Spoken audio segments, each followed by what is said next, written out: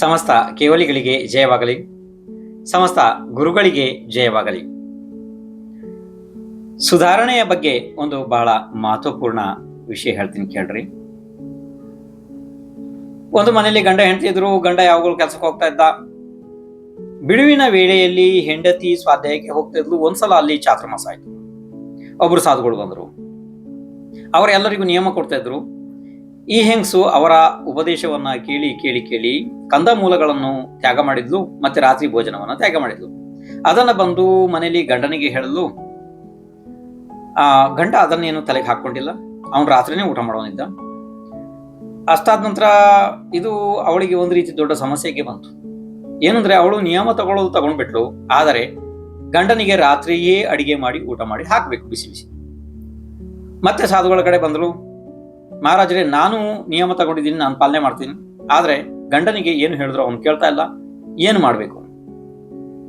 ಅದಕ್ಕೆ ಅವ್ರು ಅಂದ್ರು, ಈಗ ನೀನು ನಿಯಮ ತಗೊಂಡಿದ್ಯಾ, ನೀನು ಪಾಲನೆ ಮಾಡು, ಆದರೆ ಗಂಡನಿಗೆ ಪ್ರತಿದಿನ ಊಟ ಹಾಕೋದಕ್ಕಿಂತ ಮೊದಲು ಹೇಳುವುದು, ರಾತ್ರಿ ಊಟ ಮಾಡುವುದು ಮತ್ತು ಕಂದಮೂಲಗಳನ್ನ ತಿನ್ನುವುದು ನರಕಕ್ಕೆ ಕಾರಣ ಇದೆ, ಅಷ್ಟು ಪಾಪ ಬರ್ತದೆ ಅಂತ ಹೇಳೋದು, ಅಷ್ಟು ಹೇಳಿ ಊಟ ಹಾಕುವುದು.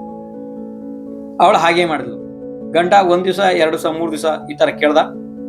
ಗಂಡನಿಗೆ ಸಿಟ್ಟು ಬಂತು. ಒಂದ್ಸಲ ಸಿಟ್ಟು ಬಂದು ಅಲ್ಲಿ ಏನು ಕೈಗೆ ಪಾತ್ರ ಸಿಗ್ತದೆ ಅದರಲ್ಲಿ ಚೆಗದು ಹೆಂಡತಿಗೆ ಒಂದು ಬಡದ. ಆವಾಗ ಹಣೆಯ ಮೇಲೆ ಅದು ಹೊಡ್ತಾ ಬಿತ್ತು. ಮತ್ತೆ ರಕ್ತ ಸೋರಿಕೆ ಪ್ರಾರಂಭ ಆಯ್ತು. ಮತ್ತೆ ಅದಕ್ಕೊಂದು ಪಟ್ಟಿ ಎಲ್ಲ ಕಟ್ಟಿ ಎಲ್ಲಾನು ಮಾಡ್ದ, ಅವನು ಸಮಾಧಾನ ಮಾಡ್ದ. ಹೀಗಾಯ್ತು. ಆವತ್ತಿನ ದಿನ ಮುಗೀತು. ಮರುದಿನ ಹೆಂಡತಿ ಮತ್ತೆ ಮಹಾರಾಜರ ಕಡೆ ಹೋದ್ಲು. ಹೇಳಲು, ಹಿಂಗೆ ನನ್ನ ಗಂಡ ಹೀಗೆ ಮಾಡಿದ. ಅದಕ್ಕೆ ಆ ಸಾಧುಗಳು ಅಂದ್ರು, ಇವತ್ತು ಕೂಡ ನೀನು ಅವನಿಗೆ ಊಟ ಹಾಕಿ ಅದನ್ನೇ ಹೇಳು, ರಾತ್ರಿ ಊಟ ಮತ್ತು ಕಂದಮೂಲಗಳನ್ನು ತಿನ್ನುವುದು ನರಕದ ಕಾರಣ ಇದೆ, ಜೀವ ನರಕಕ್ಕೆ ಹೋಗಿ ಅಲ್ಲಿ ಘೋರ ದುಃಖವನ್ನು ಅನುಭವಿಸುತ್ತದೆ, ಅಷ್ಟೇ ಹೇಳಿ ಊಟ ಹಾಕು, ಹೇಗಾದ್ರೂ ಆಗ್ಲಿ ಅಂತ ಹೇಳಿ ಅವಳು ಮತ್ತೆ ಅದೇ ಮಾತನ್ನ ಪ್ರಯೋಗ ಮಾಡಿದ್ಲು. ಆವಾಗ ಗಂಡ ಸುಮ್ಮನಾದ. ಮತ್ತೆ ಮರುದಿವಸ ಕೂಡ ಆಜ್ಞೆ ಅಂದ್ಲು.